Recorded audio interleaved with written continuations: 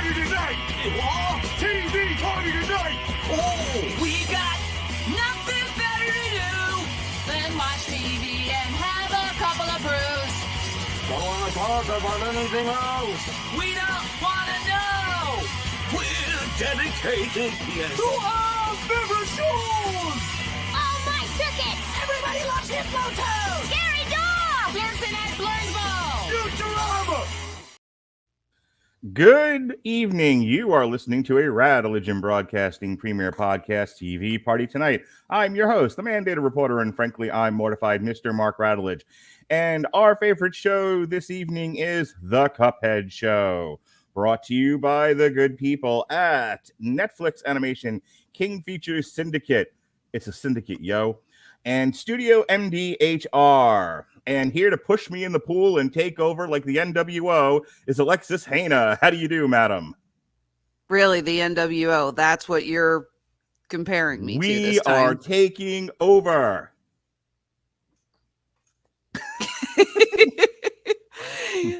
Glad to be here. I've been so excited about this series coming out. Huge fan of the game. When I first saw this announced, I was excited. Then well over a year ago, they dropped the first clip of Wayne Brady as King Dice, and I couldn't stop squeeing, and I sent you the clip, and I'm like, okay, it's put it on the schedule, and you were like, it hasn't even been announced when it's coming. Like, I don't care, it's on the schedule. Just all of 2022, just Cuphead Show until I got a date. So, all right, I understand this was based on a game, and I have never played the game. I didn't know what this was. It was you literally went, I want blah blah yakety schmackety, and I went blah blah yakety schmackety. He's on the schedule now.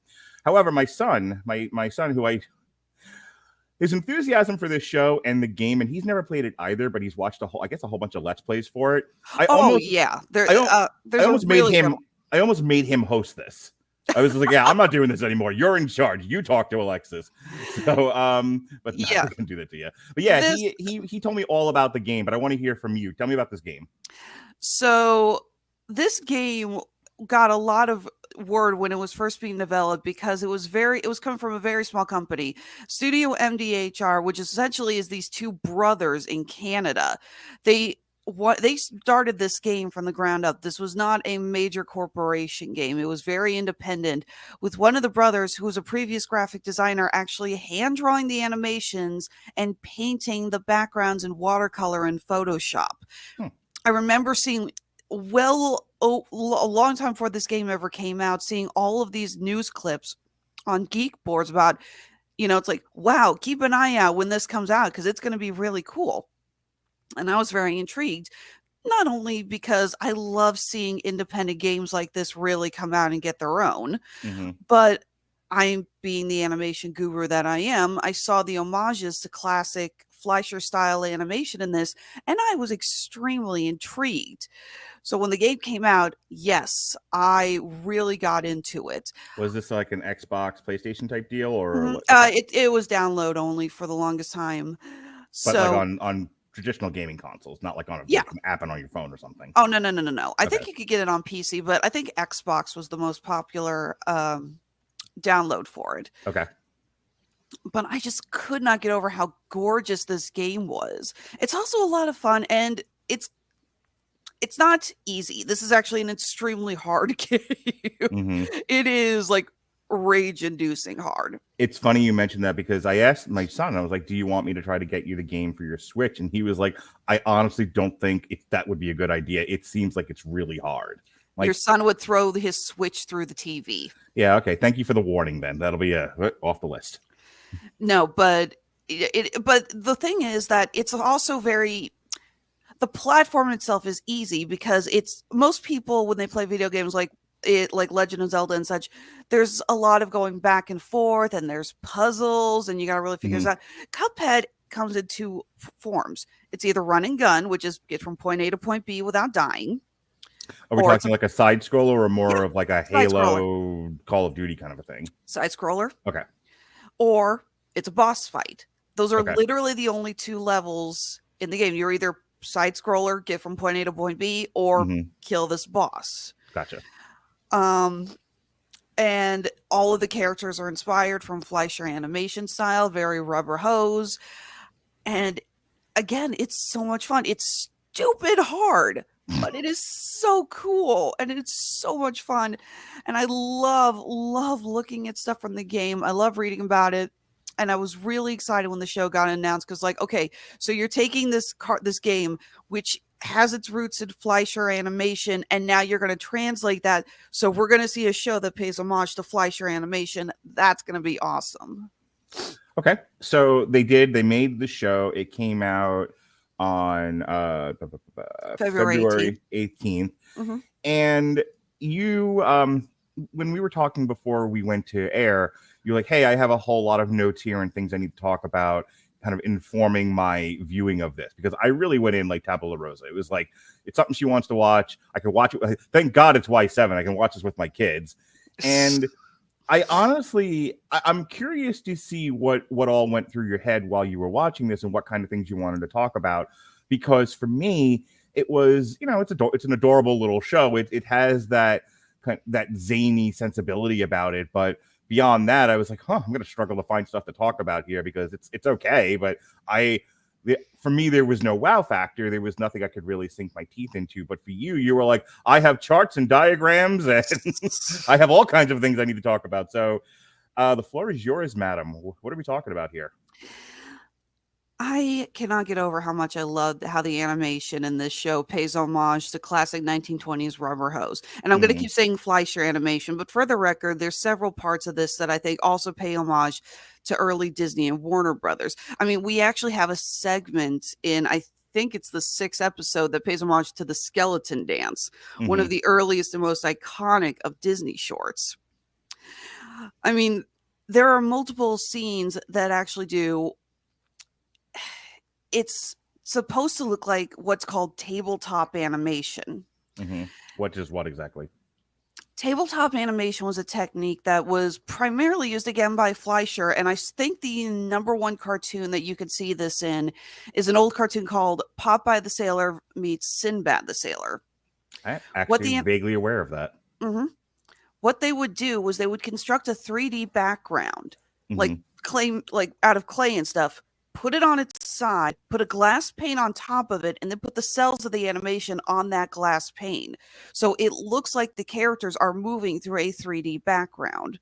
It was incredibly revolutionary for the time. And we have multiple episodes early when King Dice goes to meet the devil, and when they're in the graveyard, and even Cuphead and Mugman's house. They're designed to look like they're 3D in this 2D world, and it looks so cool, and it's such a great homage to that. I really hope that if not the game, then this series will inspire more interest in classic animation to learn these kind of techniques, because this is kind of stuff that is really lost to time. It's not something we think about anymore, and it's so cool. Okay. What were your expectations for this show when they announced it and you saw some clips? What were you hoping it would be? I knew that they were going to stay away from the straight plot of the game. I mean, again, it's boss fights and run and gun. You can't really translate that to a series. I will admit, I was hoping to get more of the Devil and King Dice than we did. I know a lot of people were a little disappointed that we didn't get more of Miss Chalice. She is been confirmed as a playable character for the DLC, the downloadable content that's coming out. That was just announced. She only appears in one episode.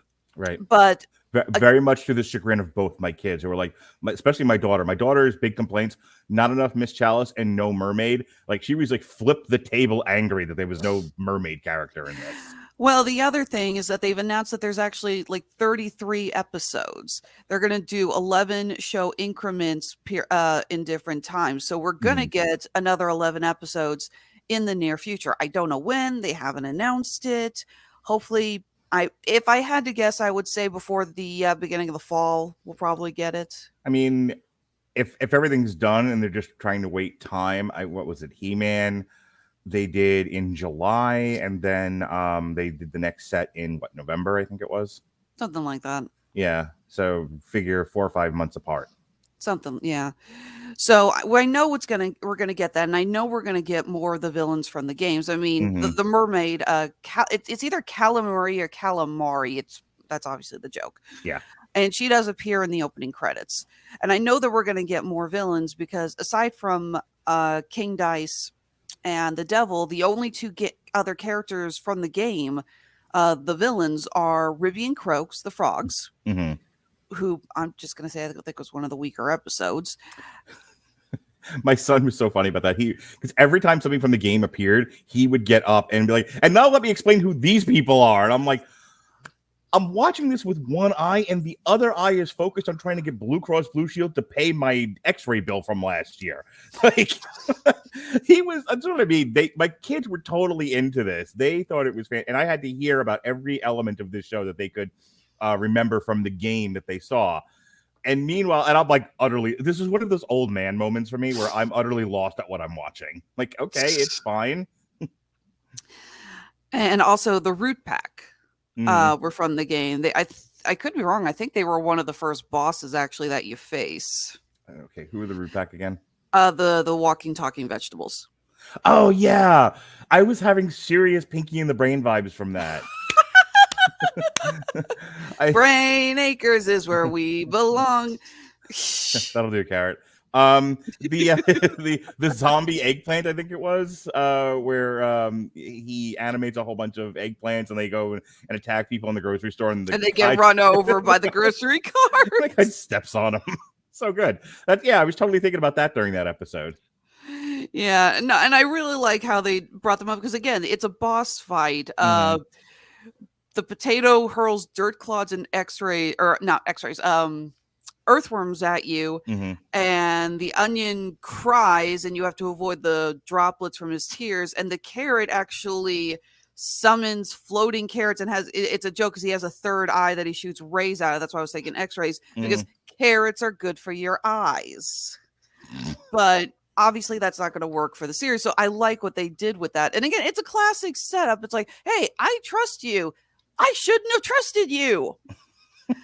I think the favorite episodes of mine are definitely with King Dice. I have watched that clip of Cuphead going on Roll the Dice so many times. It makes me laugh every time.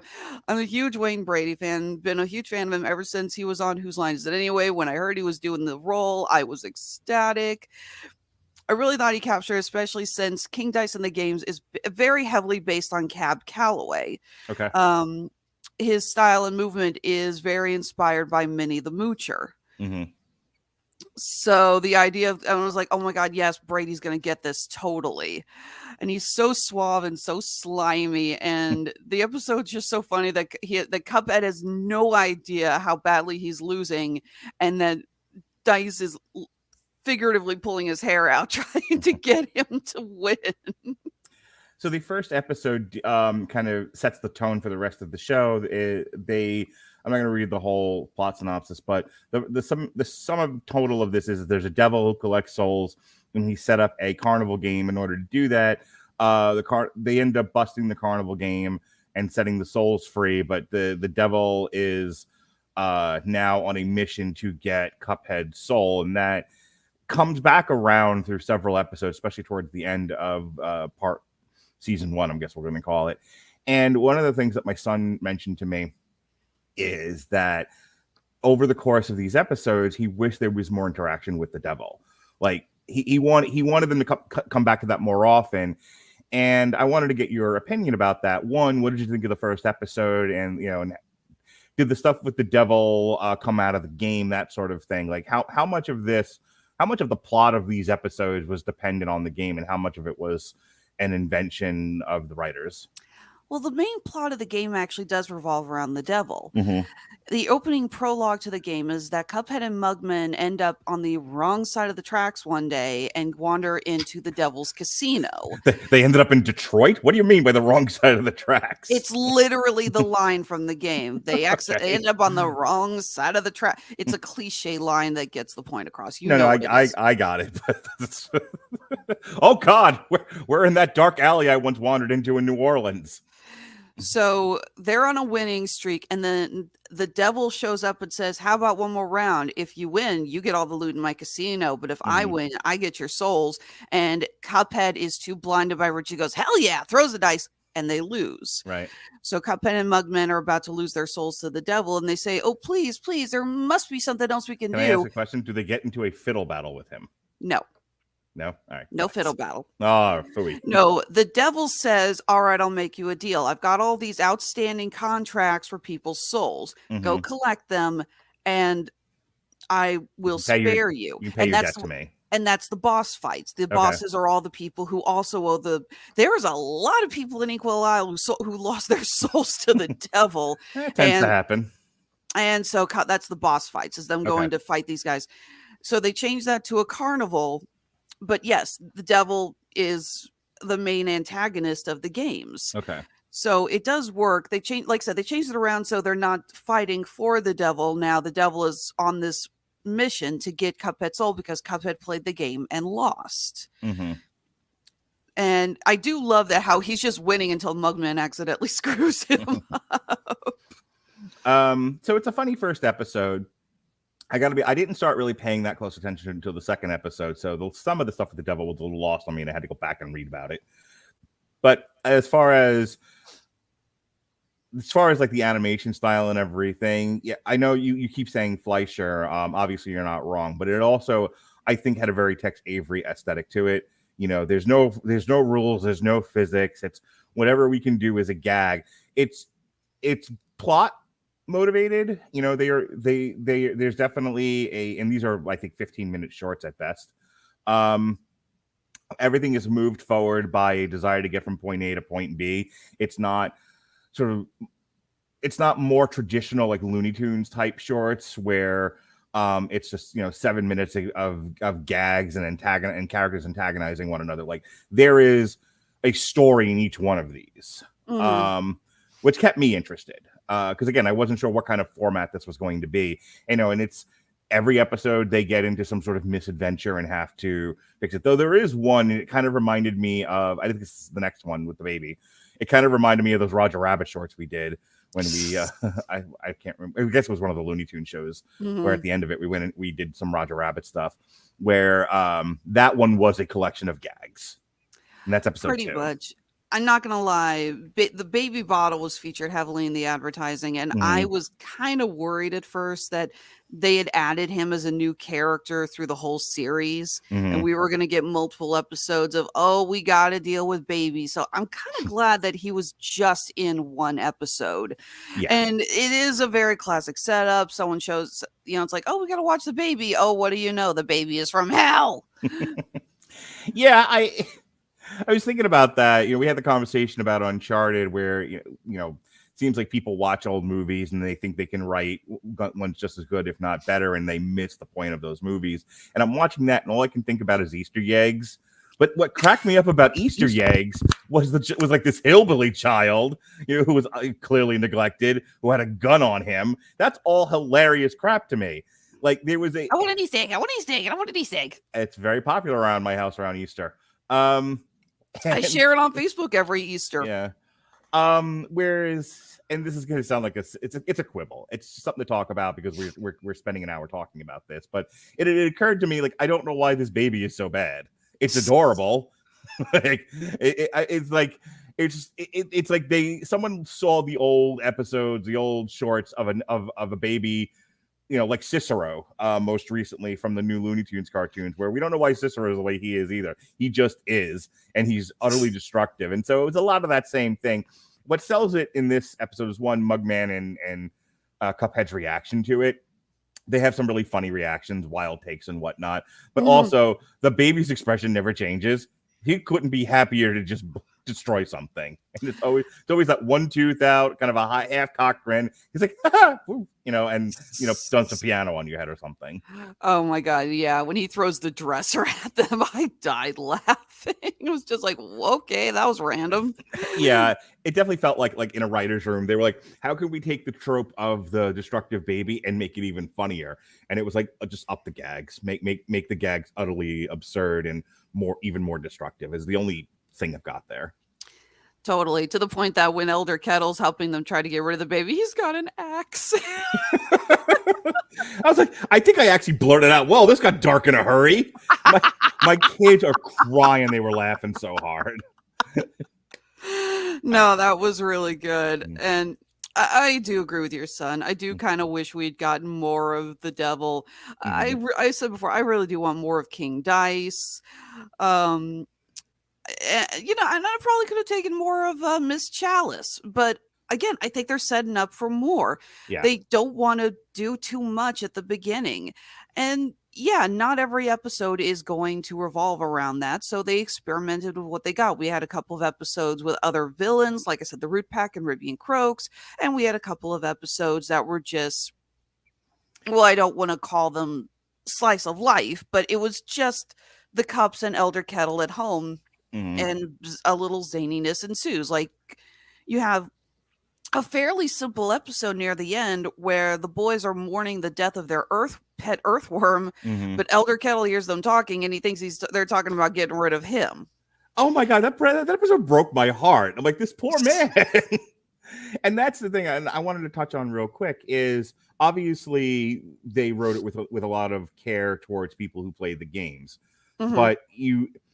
But as I talk about with any adaptation, if you're too niche, if you're too much for the fans, you're not gonna build any kind of a general audience who's not gonna have any patience with it. You're gonna lose people like me. Now, I didn't necessarily need my kids to explain to me, every detail of everything that was happening. This was simple enough I could follow it. But I think remembering there are gonna be people like me who might give this a chance and watch, it can't be too in the weeds. Or the stuff that you're doing with the game can't be so far out that I don't know what any of this means. What did you think of the Ribby and Croak episode, and were you happy with their translation from the game to the cartoon? I thought the Ribby and Croak episode was one of the weaker ones, just because I thought some of the humor was a little I get the point of the joke, but the way that Cuphead and Mugman keep fighting amongst themselves throughout the whole thing got a little old. The Ribby and Croak song was probably the worst song in the whole series, which also does go back. The game had some really great music used for it. They actually got a jazz composer to come in and do a lot of music. The music, Alexis Hejna of Honeysuckle Rose Creations, is fantastic in this. And I'm wondering if there's a soundtrack available so that you can go back and hear the great music that they include in this cartoon. If not, I'm pretty sure there's a place where you can get the music from the game. That is true. And that is Amazon Music Unlimited. Better transition than usual. Yes, that was seamless. You also saw me blinking at you in Morse code. Hey, I'm doing a read here. But in all seriousness, folks, as we talk about this rubber hose people game, we're doing a free 30-day trial of the Amazon Music Unlimited service, which is available at the link in the description of this podcast at getamazonmusic.com/W2M network. Again, it's getamazonmusic.com/W2M network. For your free 30-day trial of Amazon Music Unlimited, there's over 70 million songs, including the wonderful pieces of jazz used for this cartoon. And obviously, as she said, music from the game that's available, and many other soundtracks, bands, anything else you could think to listen to. I mean, there's something for everybody on Amazon. So go ahead and click that link. Get your free 30 days. If you like it, you keep it. You pay the monthly fee. If not, you can cancel at any time. No fuss, no muss, no contracts. All right. Moving on to episode 4 here. Handle with care.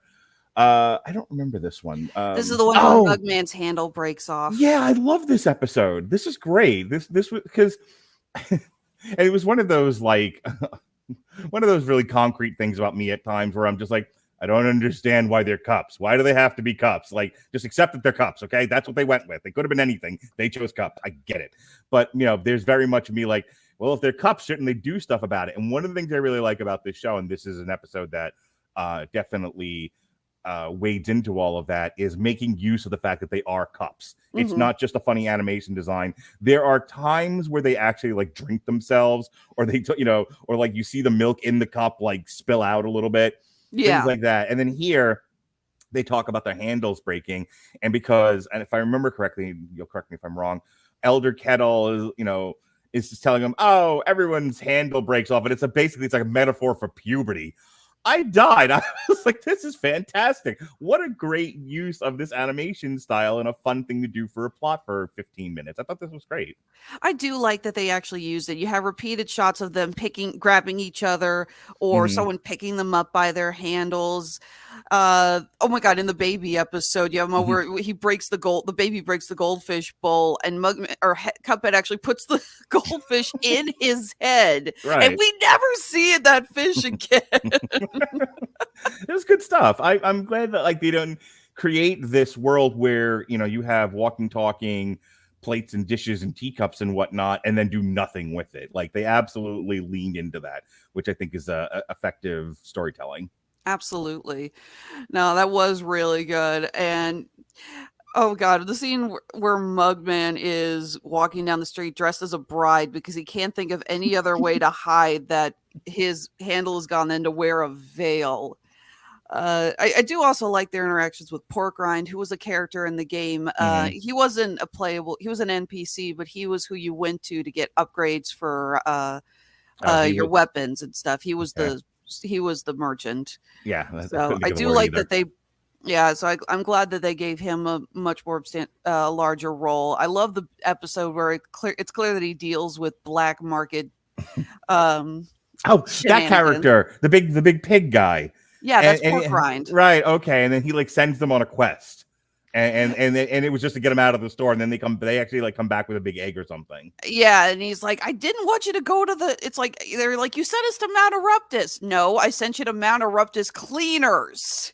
And oh my god. And then the whole thing with the three-headed dragon, who was also a boss in the game. It just actually floored me when the egg hatches the cute little three-headed baby dragon and goes, "Aw, I know what I'm having for dinner." I was just like, whoa, not the line I thought they were going with. Yeah, this one, I think it does deserve a little bit of time to talk about this.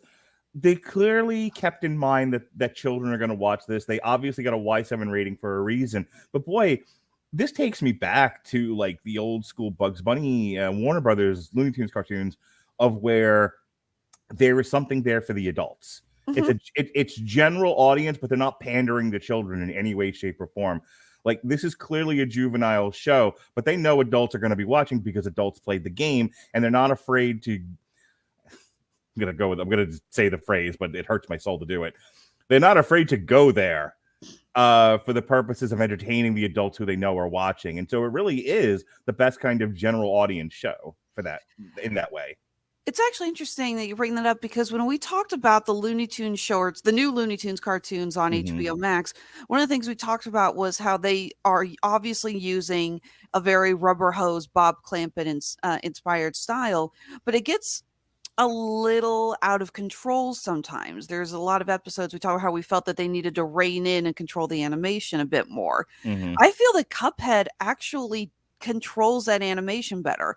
Yeah. Obviously, it's inspired by the same kind of work. We have multiple characters that have the same, very similar style to what we see in the Looney Tunes shorts with the bulbous noses and stuff. It feels very restrained, but in a good way. Like, these are the parameters we set up. These are the rules in which this world operates, and we're going to play in that world, as opposed to sort of the amorphous blob that Looney Tunes tends to be at times, where it's all over the place, and you're not, I've talked about this with anime, where I hate the transition in artistic styles. It's one way here, and then we do the close up, and it's another way there. I would hate that with Ren and Stimpy too. Oh yeah. That drove me nuts.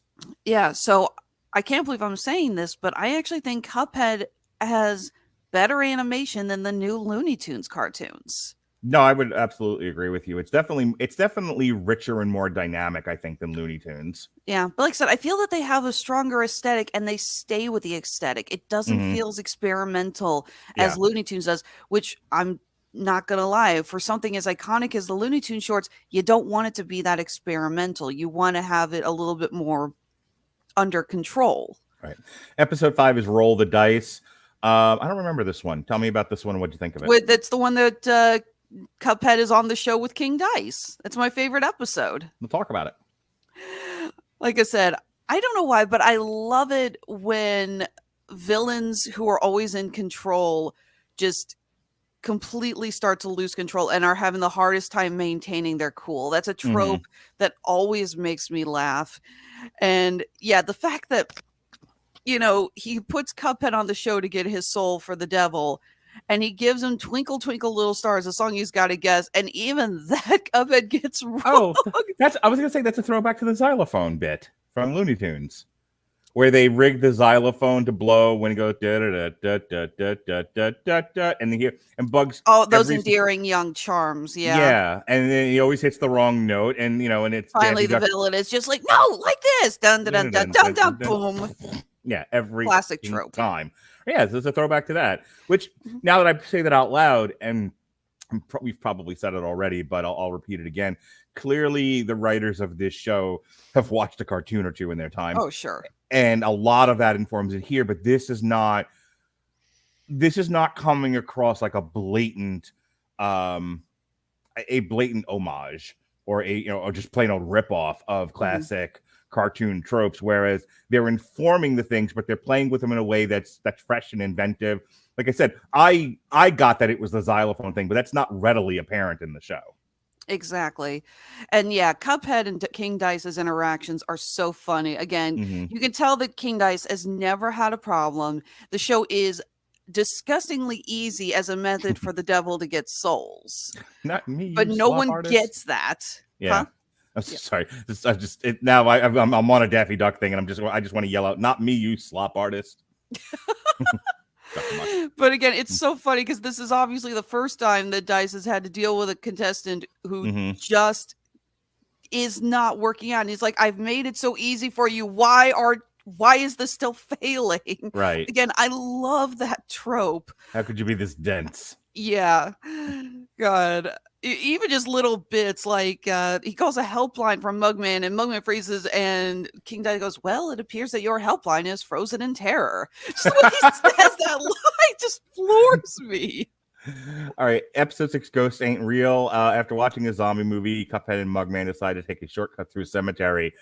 Yeah, this is what you were talking about before with the ode to the dancing skeleton and all of that. What did you think of this one? Again, this was a beautiful episode because it's got homages to some really classic cartoons. We talked about the tabletop animation, which I think is really on full display here. You get the scene of them walking through the graveyard. All of the graves are 3D, but not like CGI 3D. They're made to look like they're claymation. My son's reaction to this was pretty hysterical to me. He was like, why is it every time we watch a cartoon show it devolves into horror, into horror? He didn't say tropes, but that's what he meant. He's like, why does this always devolve into horror tropes? I'm like, I don't know, man. Apparently people watch horror movies also watch classic cartoons. Yeah. Yes. Pretty much. There they are in the Venn diagram. Yep, pretty much. There's me right in the center. But I love the song. I love the design of the ghost. I love, like, so we got a bit that pays homage to the skeleton dance with them dancing to the Latin music. There's a bit that pays homage to another classic Fleischer short called Swing You Sinners when the gravestones come alive. And just even the little bit at the end, which this actually I thought was very creative when they're in that one house and the ghost keeps showing them doors to open. And every time they open it, there's something even worse behind it. I thought that was very creative. And I'm not going to lie. I've seen it where it's like, yeah, every door leads to something worse, but I've never seen it where the ghosts hold the doors. I'm like, here, open this one. I have never seen that before. Even again, I love the little bit of dialogue when they're running. Oh, no more doors. Again, just that line kills me. It's so funny. We talked about the Root Pack one already, and I've been waiting until we got to it to talk about these next two episodes because I really enjoyed this storyline with the sweater. So Mugman makes Cuphead a sweater that blocks the devil from taking his soul. It is an idiotic premise, but it works. It's great. It's one of those things where they're not afraid to come up with something idiotic and just play with it and have fun. And as long as they're consistent, it's fine. It works. And so here, what it leads to is because the devil doesn't necessarily present himself as an idiot as such, but he keeps going after Cupman's soul and electrocuting himself every single time. And he's coming up with the whole gag of this is that he keeps coming up with different ways to get him to take his sweater off, and they fail every single time. And he's just frustrated. And there's for lack of a better phrase, there's dramatic tension in that there was another character that was like, hey, it was the accountant character. Stickler. Which was like right out of that one character from Soul. It's just like, hey, the ledgers aren't matching up here. And somehow this is the most important thing ever. And they need to get it done. So he's under pressure to get this soul, and he keeps hurting himself along the way. I died. I thought this was fantastic. Absolutely. It's an interesting idea because the sweater is made of invisible yarn, so it's an invisible sweater. And I know a lot of animators would have the sweater show up every now and then as kind of like a dotted line or something, or very like an opalescent kind of effect. They never do that. The sweater is always invisible, so you have an animated character miming. Mm-hmm.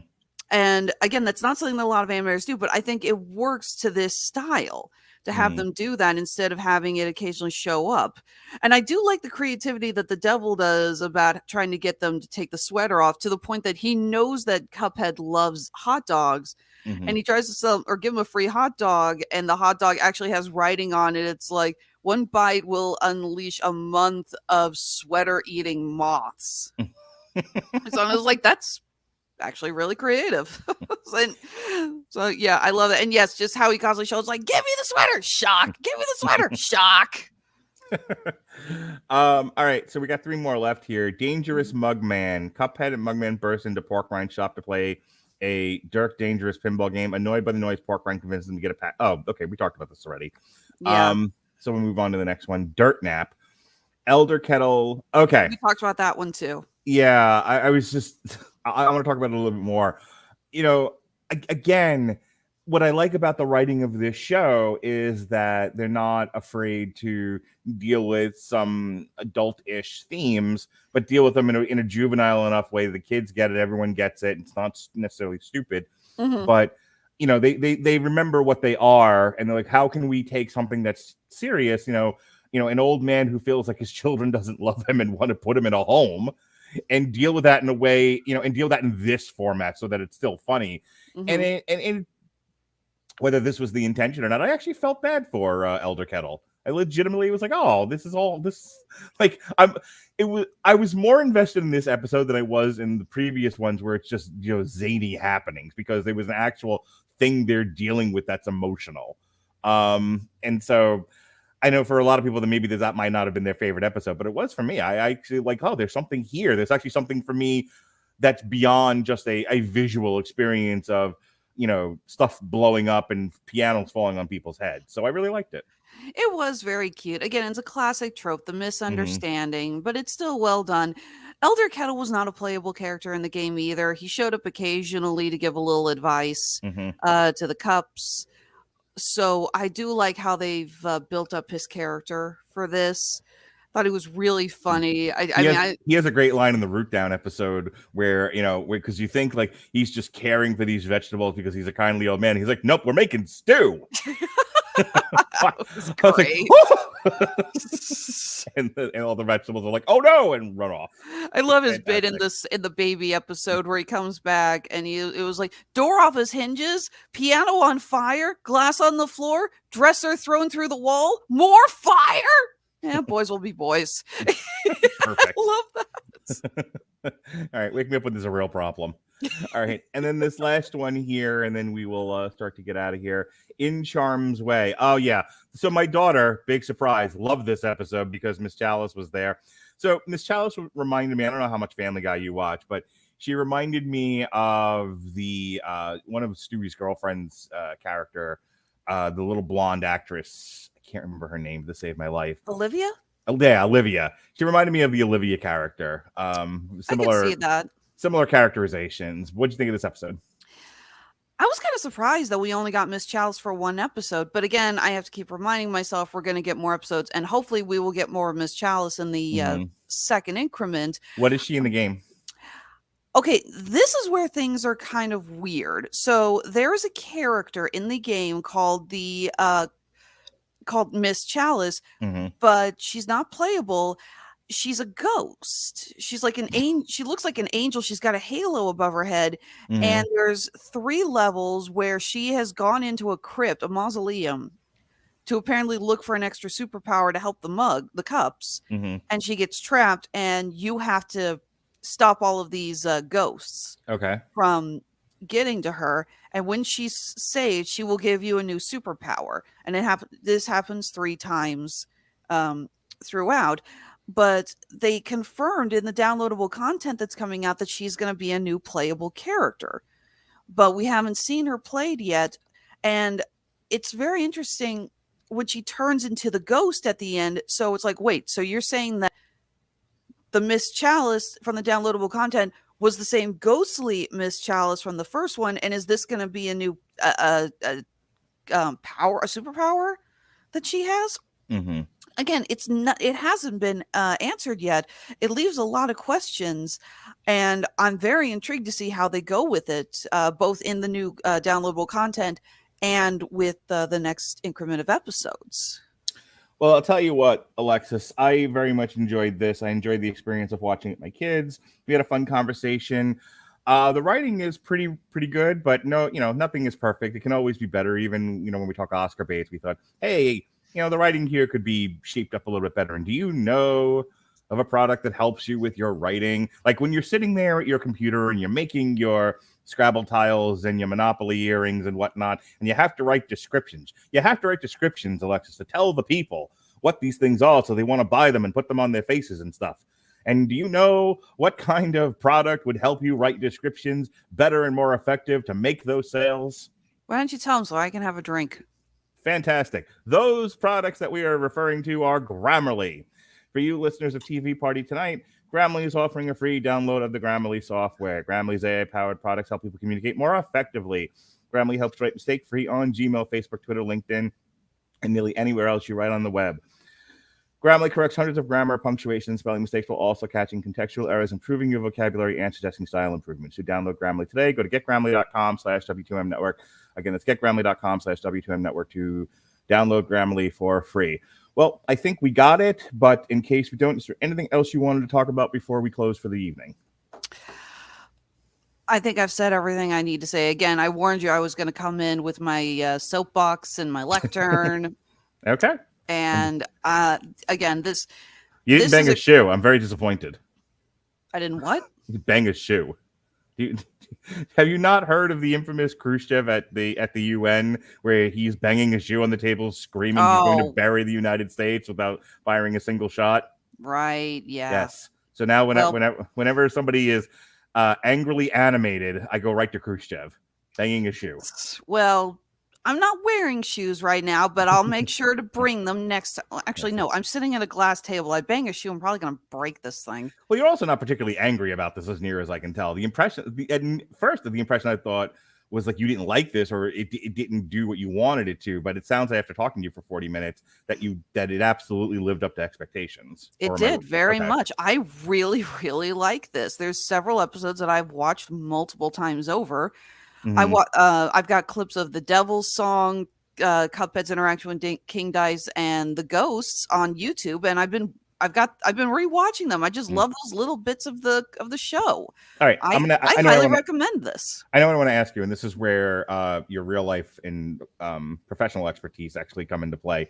Do you think you will see a lot of Cuphead-esque stuff show up in the cons this year? Kind of hard to tell. I've seen a couple of Cuphead cosplays in the past. Mm-hmm. The problem is because of the style, they're very hard to mimic. Mm-hmm. I think the number one cosplay I've actually seen from the show was Calamari, just because it's a mermaid, so it's probably the easiest to do. Is the game still actively played? Are people still into it? Oh, sure. Definitely. And again, now that we got DLC coming out, I know it's going to get popular again. So I'm not sure if we're going to see a lot of cosplays or not, just because, again, this is a very hard style to translate into that sort of thing. But I would welcome it. I'd love to see the creativity that goes into something like that. Is it worth making jewelry for?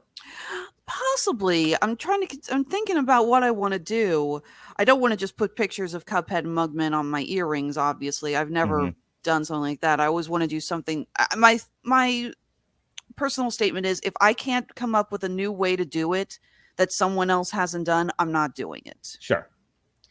And I'm struggling right now to think of how I can use Cuphead and Mugman, especially from the series, and really do something that hasn't been done yet. So, shame you don't have like molds or stuff. You can make like one Cuphead earring and one Mugman earring as a pair. Oh, You have no idea how many polymer clay earring sets I've seen of that. Oh, have you? Okay. Oh, yeah. Someone already beat you to it. Got it. All right. Mhm. Well, I'm sure you'll come up with something for Honeysuckle Rose Creations, the where fandom meets geeks and sheiks. I say it every show, and you don't have it memorized. I'm old and feeble, and I don't remember things anymore. I know, old man in the mountains, and you don't want them painted. God damn right. All right, so that wraps up our show here for Cuphead Season 1. We will be back for the remaining 2 seasons whenever they get announced. In the meantime, in between time, Alexis will actually be back. So we've been joking about this all week, but I try to space everyone's stuff out over the course of the month. Sometimes it doesn't work out that way. And for the month of February, Alexis had nothing except this week. I piled 4 shows into 1 week, and then it's just the way it was. So she'll be back later tonight. She'll be with the Protocol son, Jason Teasley, who joined us briefly earlier. He likes to check in on my shows while he's working at home. And we will be talking the best written show I have seen in quite some time. It is leagues above anything Marvel did in the year of our Lord 2021. It is leagues doesn't even begin to describe how much better it is than anything I've seen from Star Wars of late. Peacemaker is flippin' awesome. And I'm not just saying that because of the graphic nudity and sex and cursing. It actually is a very well written show, though those are a few of my favorite things. Let's just bow down to James Gunn right now. Yeah, when James Gunn when they take the handcuffs off of him and they say go make your heart's desire, he really does come up with some fun stuff. Absolutely. I'm looking forward to talking about that show tonight. Yeah, so the 3 of us will talk about it 10 o'clock tonight for those of you that want to listen live, and it'll be up later on YouTube and in any podcatcher that you find. In the meantime, speaking again of stuff we did with Alexis this week, we did the Book of Boba Fett. We spent an hour talking about that. That was her and myself and Andrew Graham. She was on the Damn You Hollywood for Uncharted. She had a break yesterday. Me and Pat Mullen talked had a break yesterday, and it was sent over to another podcast network.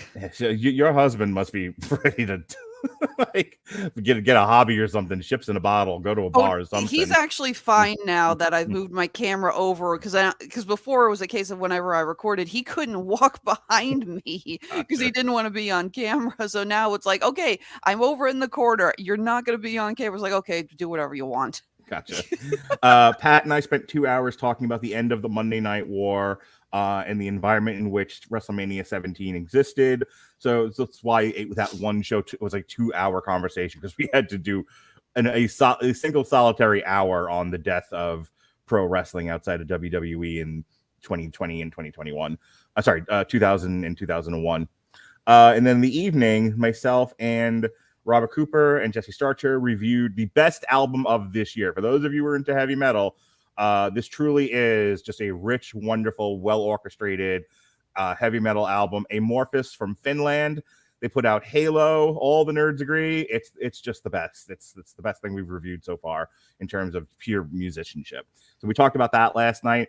Big announcement on that, actually. We've been trying to figure out how we can do on-camera stuff for the Metal Hammer of Doom without getting in the weeds on it. We're going to go back to doing the Metal Hammer of Doom extras, which are just going to be a quick 5 to 10 minute reaction to a music video of a band we're doing a review for. So we're going to start that up next week with House of Pain, which we're doing for St. Patrick's Day, and we'll probably end up doing Jump Around or something like that. We'll see what happens. I'll figure out which video I want to do. But yes, every week that we do a Metal Hammer of Doom, we're going to do an on-video Metal Hammer of Doom video reaction. So I'm looking forward to that. The Metal Hammer of Doom extras that Jesse and I did were hilarious. Especially, God, some of them I still, every time I think about them, I cry laughing.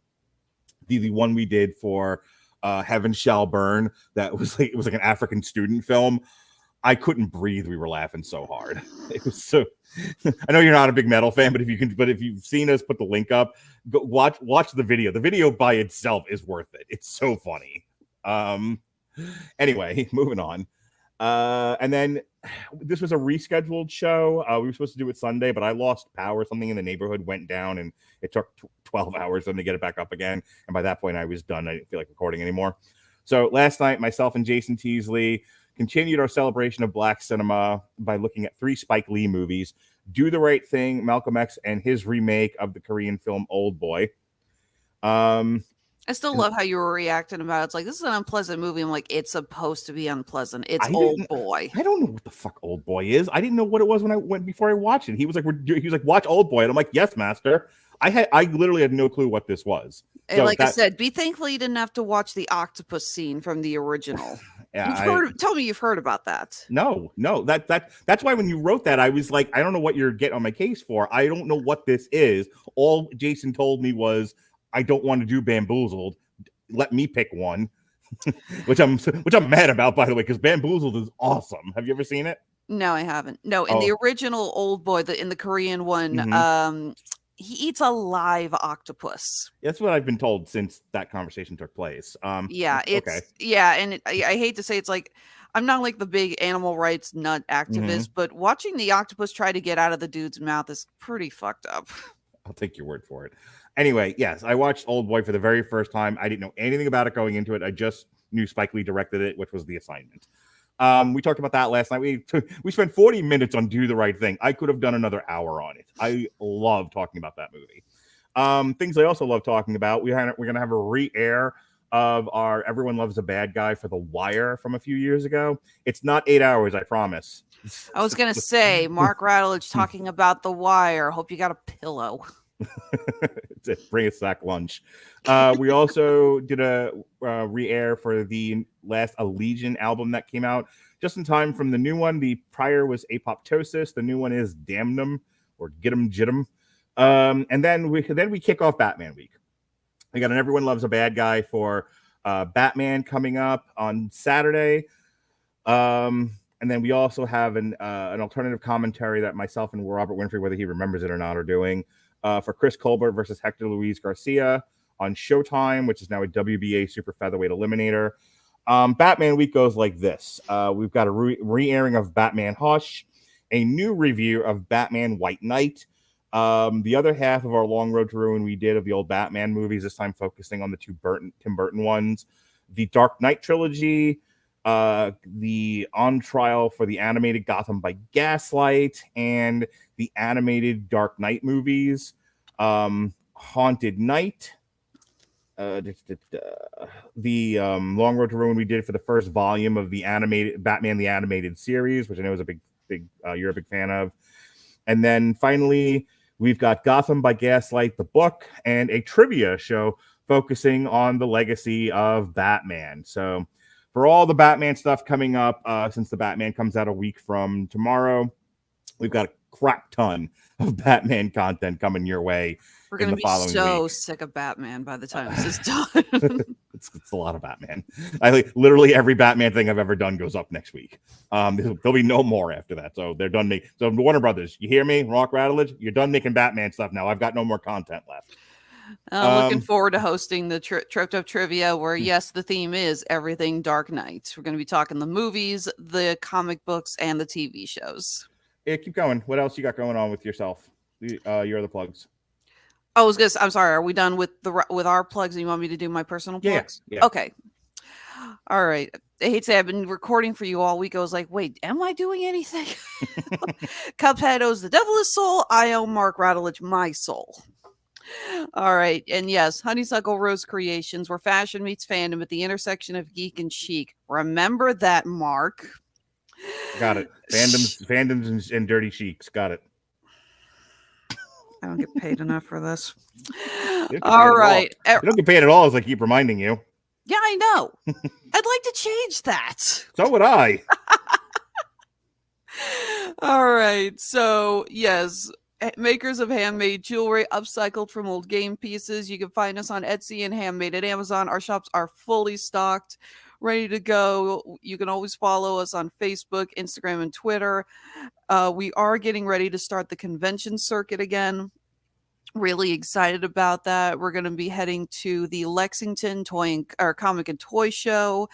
It's a 4-day event I've always wanted to work at. We've got Planet Comic-Con coming up here in Kansas City. Home show, we never miss it. We're going to be heading to Springfield, Missouri for VisionCon.